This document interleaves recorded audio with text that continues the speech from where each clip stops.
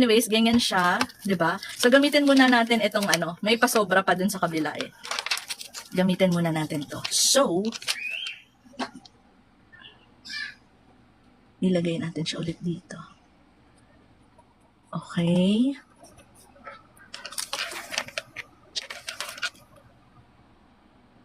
Oops. Medyo hindi na naman mahahaba yung dito. So, kung sakali, carry lang na medyo dikit ng onte.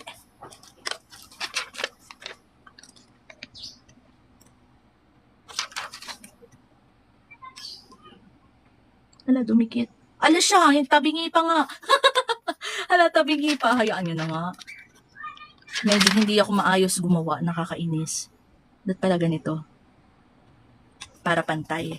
Okay, so ayan, nakakuha ka na ng tips si Hanzo. Kapag ano, ipantayin mo na lang. Kasi yun sa akin hindi pantay. Anyways, ganyan siya.